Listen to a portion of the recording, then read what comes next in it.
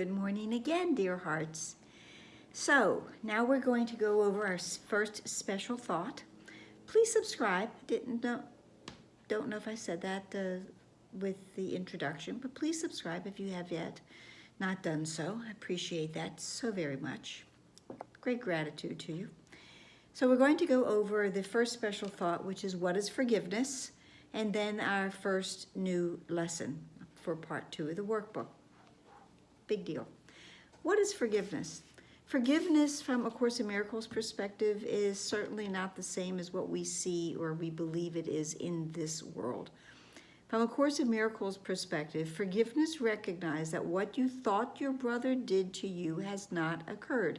It does not pardon sin and make them real. A sin is missing the mark. The sin is the misthought that I have had about my brother, believing that he or she has done something that is egregious to me. That is not forgiveness. That is forgiveness is needed in this world, in ego land. I love using that now. But in truth, nothing occurred. The reason that nothing occurred is going to go back to our central thought for our last review, is because I'm not a body. And nothing injured me.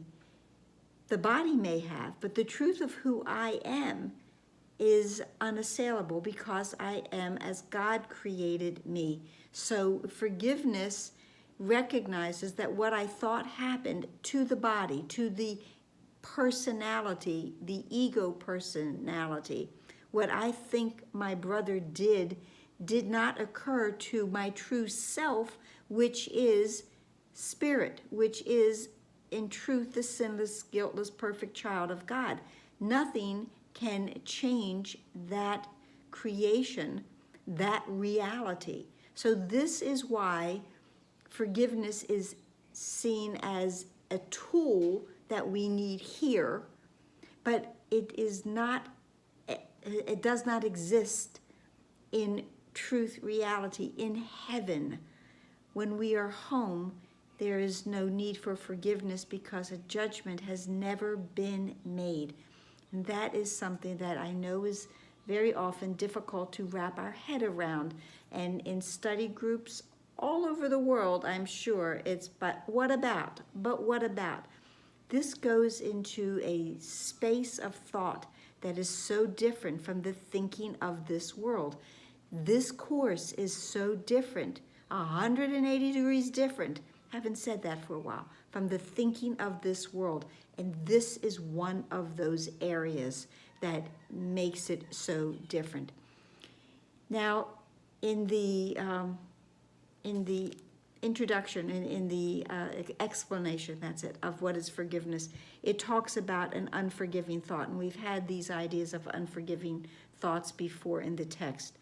And it says an unforgiving thought is one which makes judgments that it will not raise to doubt, although it is not true.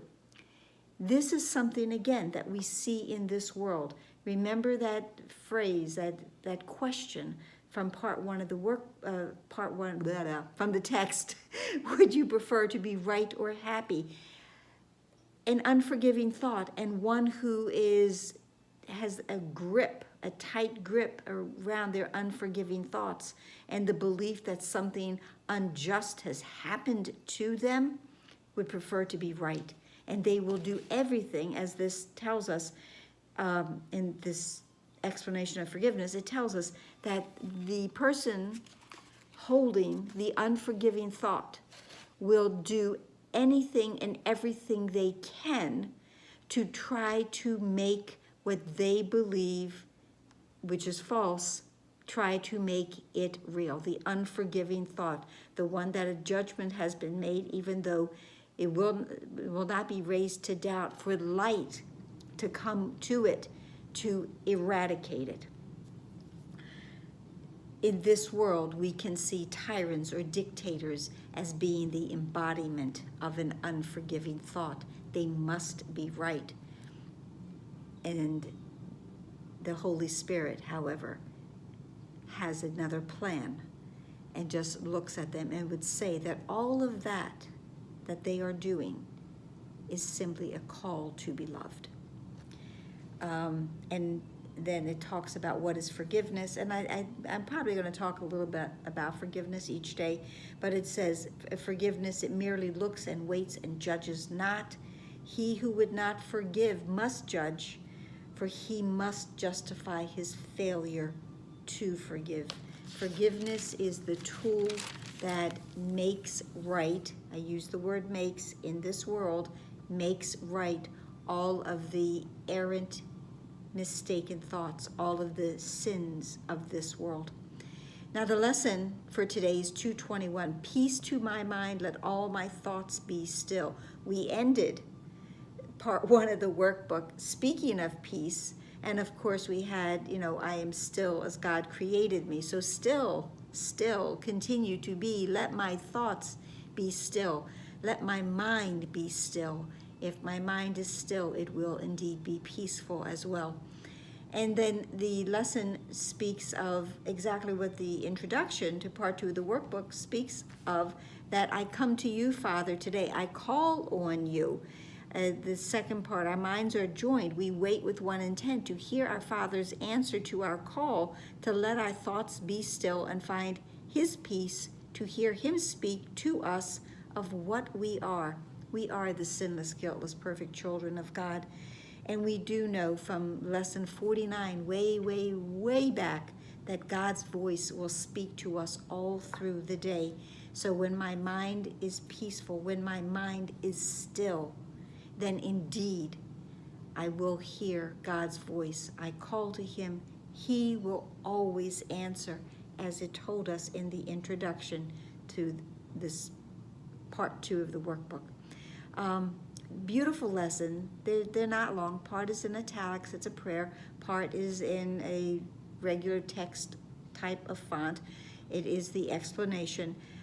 Put them together, and in days to come, I'll go a little bit more into each lesson. Okay, that's it for today. I hope this helped. I hope you are excited about this venture, this adventure that we are on with this modern day spiritual practice. So like, share, subscribe, comment, be here tomorrow, and of course we continue to pray. Namaste.